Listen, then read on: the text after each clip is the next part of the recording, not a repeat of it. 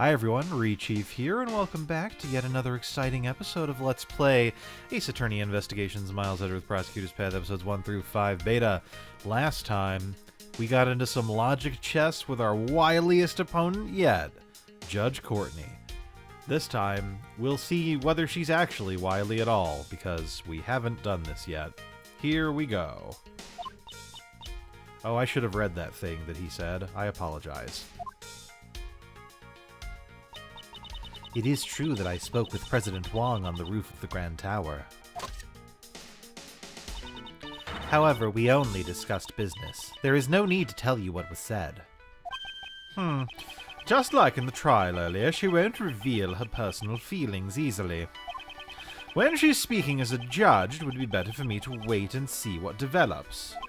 Now then, I'll start by asking her what she talked about with the President.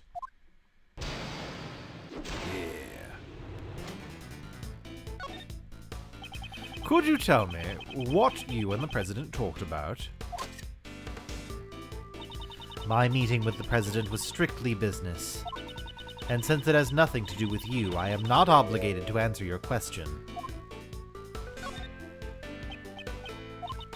I appreciate your understanding. Even so, you certainly are a very busy person, aren't you? You're a member of the PIC and a judge as well. You even assist with the investigations. I am simply fulfilling the professional duties that have been assigned to me. Was your meeting with the President also one of the duties assigned to you as a judge? Yes, of course it was. I am one who lives for the law. I would never act outside my professional duties. Haha. This morning, you returned Kay's promise notebook to me. I don't believe that all of your actions are simply done for the sake of your duties. Ooh, that was fast. It's true. It seems I still retain some immature qualities. I wouldn't call it immature. It was your own personal kindness. Weren't you also distressed when you found out the President had passed away? Yes. It is very unfortunate. Why did he have to die? It seems he was crushed by the head of a monster called the Mighty Mozilla. Ah, excuse me. You see, Mozilla is... Is that true? You mean the President died at the temporary Mozilla film lot? Yes, that's right. I'm surprised that you know about Mozilla. Yes. I had heard about it from Sebastian. Is she, like, secretly a Mozilla fan? He told me that the movie was being filmed near the Grand Tower. She seems awfully shaken up about that. And I'm also curious about Sebastian, who went missing along with the evidence. She said she wouldn't talk about the President. However, I might be able to get her to reveal her secret through another line of questioning. Okay. She is flustered beyond normal. There must be some reason behind it. Franziska may have taken over the prosecution in Sebastian's place. However, as long as he still possesses some of the evidence, the trial cannot proceed. I intend to carry out a fair trial. If the prosecution is unable to present evidence, the defendant must be declared not guilty.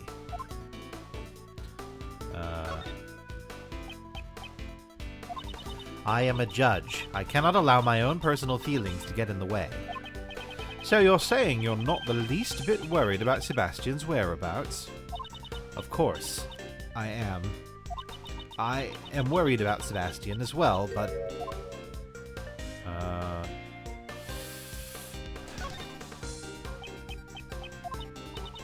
This recess is not very long. If you've no business with me, then I shall take my leave. Uh-oh. Hold on, please! It seems I waited a little too long. I must read my opponent's reactions and emotions and strike with the right words. Okay.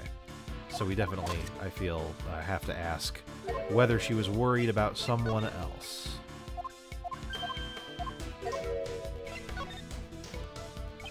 You're worried about Sebastian as well. Wouldn't that mean that there is someone else you're worried about? By any chance, would that person have something to do with your unnatural behavior? That's impossible. I am a follower of the law. I will not be swayed by personal feelings. It may be true that those who stand in court have a duty to follow the law. However, we're not superheroes. You and I are only human. It is impossible to completely ignore your own feelings and render an impartial judgment. I'm glad that worked.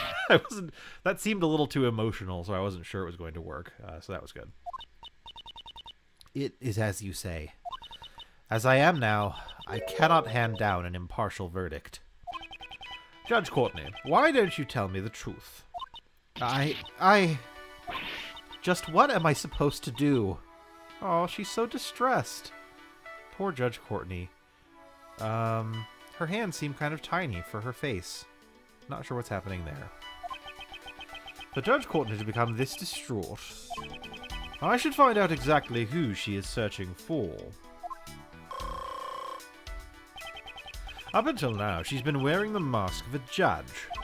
This time, I should be able to draw out her true feelings. Who are you searching for? Judge Courtney, tell me who you are searching for. My lips are sealed. That is not something I can talk about right now. I don't have enough clues to proceed with this line of questioning. Okay. Maybe I should try another line of attack. Well, let's go straight down. Is the person you're searching for Sebastian, by any chance? When Sebastian learned of his father's true colors, he went into hiding of his own free will. I am worried about him, but this may be a trial he needs to overcome on his own.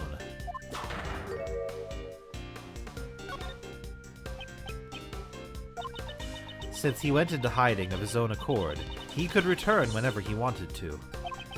Could it be the person you're searching for is unable to return under their own power? In regards to that, my lips are sealed. I am unable to talk about it right now. When I think about what might happen to that child if I talked... Ooh. You consider Sebastian a child? That child. Could you tell me who you're referring to? It's nothing.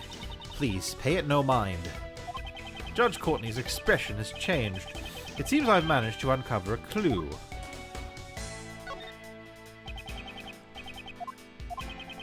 Let me try using that clue. Could it be you're searching for that child who's gone missing? Yeah.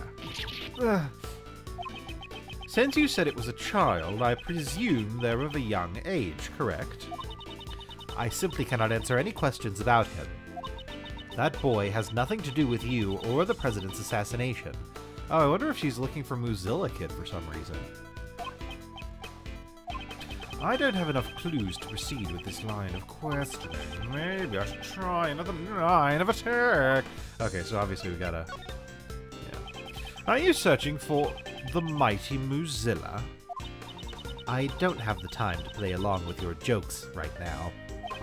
It's not a joke. Just a moment ago, you were surprised to learn that the president had been crushed by Mozilla, correct? I was simply surprised by the president's cause of death. To think that he passed away at the temporary film lot, of all places. Oh.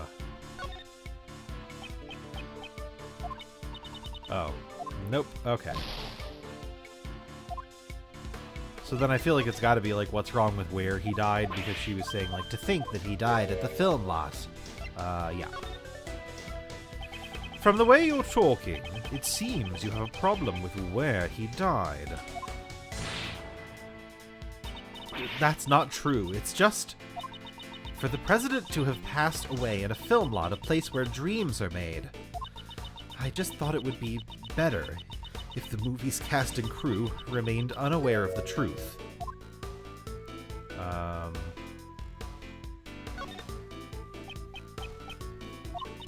Okay, nope. Okay, it's getting a little dire here. We gotta gotta really get this one right.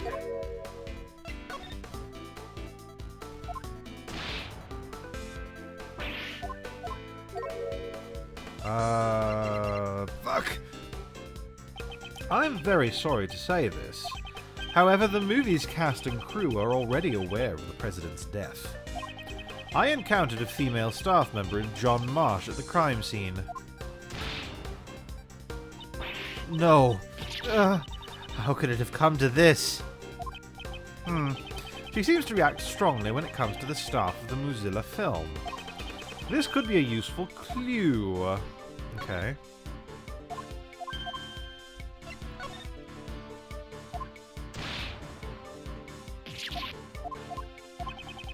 Let me try using that clue.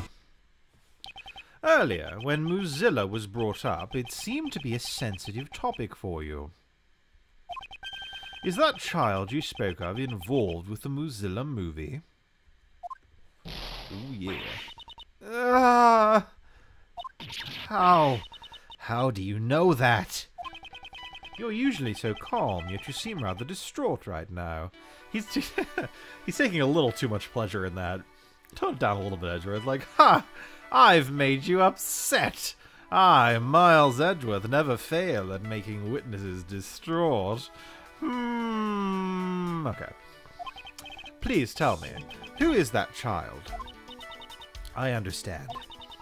If you've come to know this much, I shall prepare myself for the worst. The child I'm searching for is a boy by the name of John Marsh. John. Why do you want to know his whereabouts? Well, that much I simply cannot say. Judge Courtney, didn't you say you were prepared for the worst? Even if you don't intend to talk, I'm determined to expose the truth. That is my resolve. And I've got lots of health to do it with. Why is she searching for John? I must get her to tell me the reason. Are you acquainted with John by any chance? He is a famous movie star. I doubt there is anyone who doesn't know who he is. I actually hadn't heard of him until I met with him today. That just proves you have much to learn. Allow me to give you a lesson. I know everything about him. Oh.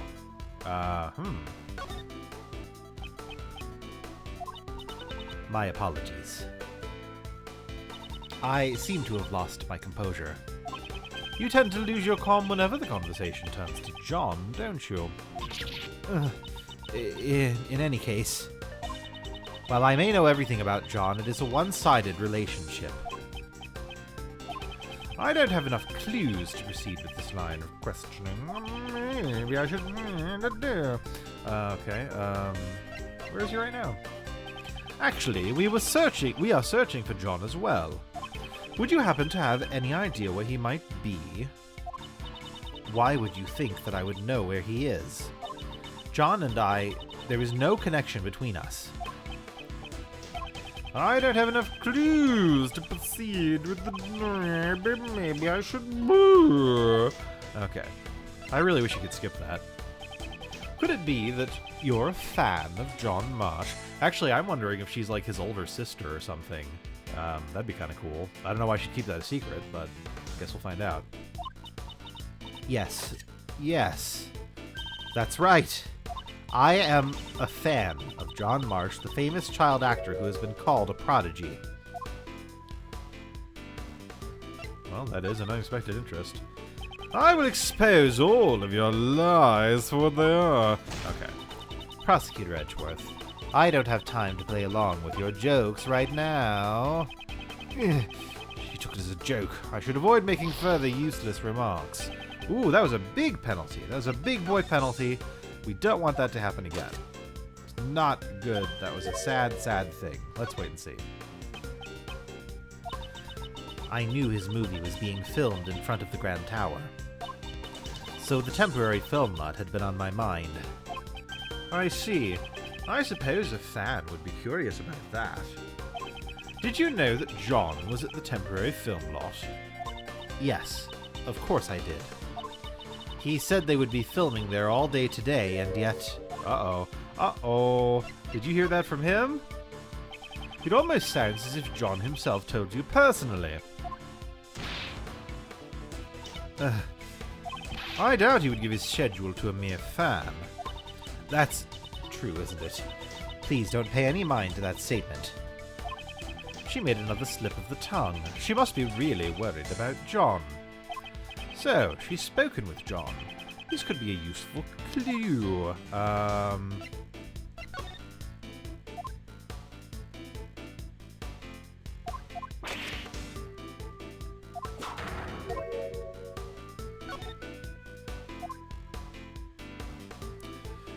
Oh, that now takes so long. Let me try using that clue. I understand you're worried about him, but aren't you a bit too flustered? You told me earlier that you'd spoken with John. Doesn't that prove that you are indeed acquainted with him? Yeah. How could I have committed such an indiscretion? It appears that John and Judge Courtney are acquaintances. This could be a vital clue.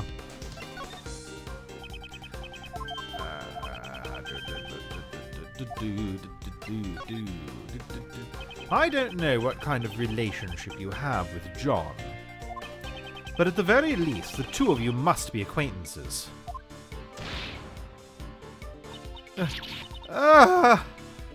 Judge Courtney, won't you allow us to help you in your search for him? Help? No, that won't be allowed. Who won't allow it? The so-called goddess of law? The person who knows where that child is. Oh. Oh, is he kidnapped? Ooh, he's kidnapped. I see. Finally, I've connected all the pieces of the puzzle. The reason why you cannot easily talk about John... It was because someone kidnapped him, isn't that right?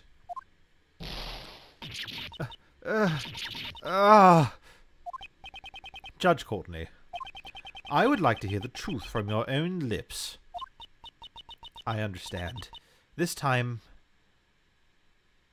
I will truly be prepared for the worst. It is just as you deduced. Someone has kidnapped John. As I thought, there was a kidnapping. Still, how is John's kidnapping related to you in any way? John and I are... Mother and child? Mother and child? Wait a minute. He's 13, and I feel like she's like 28. That means she would have had to have him at like 15 years old. Mother and child. There we go. What? I was unable to learn much about the conversation she had with the president, but I have learned of John's kidnapping. It was an unexpected result, but with that, it's checkmate. Dang. How did... Well, interested to find out what's going to happen next. What? John is Miss Courtney's son? Oh yeah, we can check ages now. So let's see. Justine, you are 26? Wait a minute. This has got to be like wrong, or maybe he's way younger than we thought he was, or she's like lying to protect him or something, because that would mean... Oh, I really hope that she didn't give birth to John at 13 years old. That would be so gross. No way. I mean, he's already so big for him to be your... Yes, John is indeed my son. Please look at this.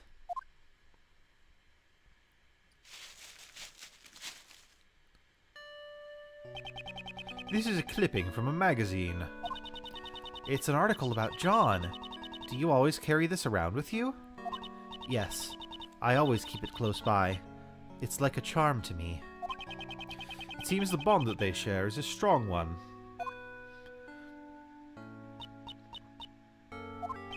However, are you absolutely certain that he's been kidnapped? Yes. I received a call from the kidnapper just before the trial started. What were their demands? They had only one demand.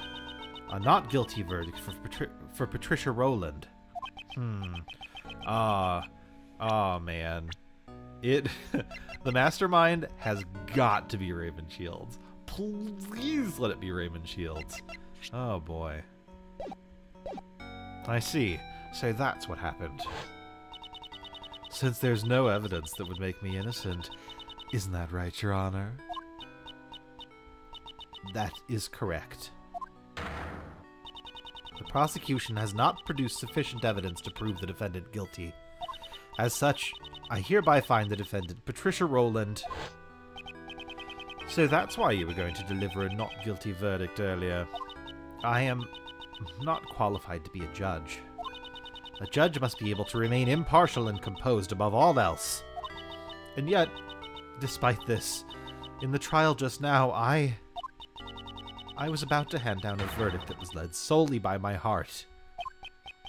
Judge Courtney, the goddess of law must be furious with me, but I simply couldn't do it. I couldn't hand down a fair verdict if it meant I had to sacrifice my own son. Of course you can't. Kay.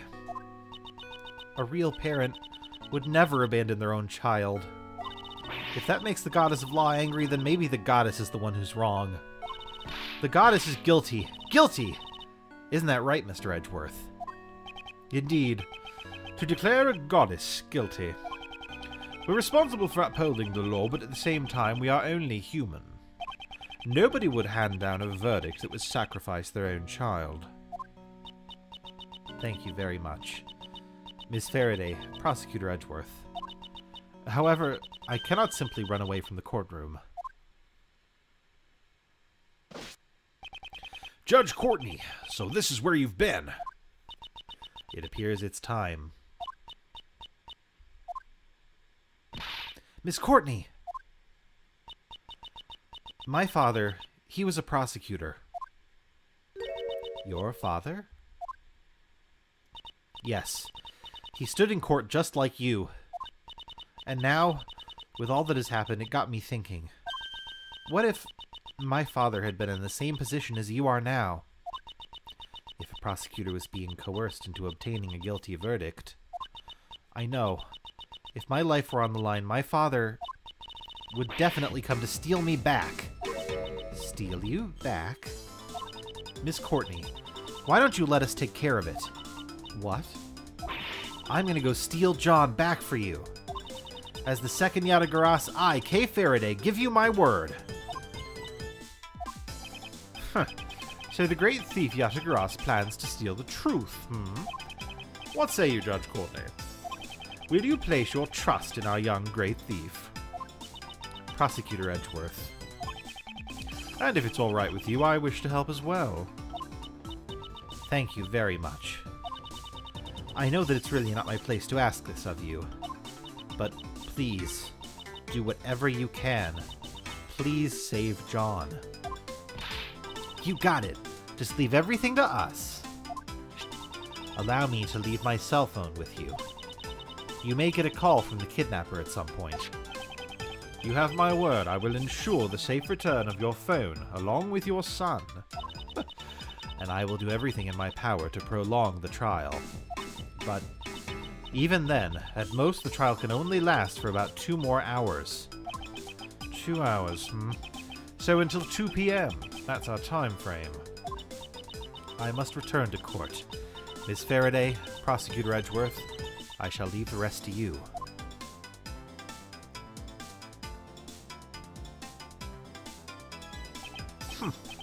Kay, I thought you were taking a break from being the great thief. As of right now, the great thief Yatagarasu is back in business. All right, time to put on the gloves and hit the pavement. It's my first request, after all. Is that so? In that case, we'd better begin our investigation post-haste. If we hope to track down John. Where'd he run off to? He might have just gone back home. That's right. I mean, it doesn't look like they're going to get any filming done today. Or he may have run away. We should probably begin our investigation from the front of the Grand Tower. Hey, hold it, Mr. Edgeworth. You're not the one in charge anymore. From here on out, this is a job for a great thief, which means I'm the leader now. If that's the case, then what am I supposed to do? Mr. Edgeworth, you get to be the first ever great thief's assistant. So, I'm a thief's assistant now.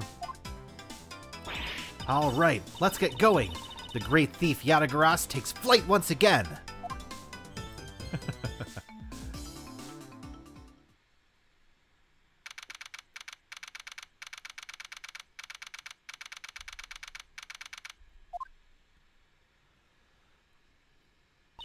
Here we are, the scene of the crime. Let's get to work. Now, say it with me, Mr. Edgeworth. Say what? Even in the depths of night. Oh, come on, say the rest with me. And just why should I do that? Because the great thief Yadagaras has arrived on the scene. If we don't say the introduction, it just doesn't feel right. I have no intention of becoming a thief. Fine then. I'll do it by myself. Even in the depths of night, when no other bird dares to take flight, one alone soars to shine the light of righteousness on the world's blight. And that one is me, for I am the great thief Yadagaras. Yes, Kay, I know you are. I, on the other hand, am starting the investigation. You're no fun. We don't have time for fun. We only have until 2 o'clock. We need to begin making inquiries immediately. Good thing we have a photo, so we can go right ahead and start asking around. I was really hoping that I would actually take control of Kay, but sadly not. As you can see, I'm controlling Miles here. Anyway, that's all the time we're going to have for this episode. Thanks so much for tuning in, everybody. Thanks so much for tuning in, everybody. That's better. Next time, we check out a taxi, we check out a guy with big hair, we check out some statues, we check out some traffic cones, we check out the walls, we check out a flag, we check out a taxi sign, we check out the road.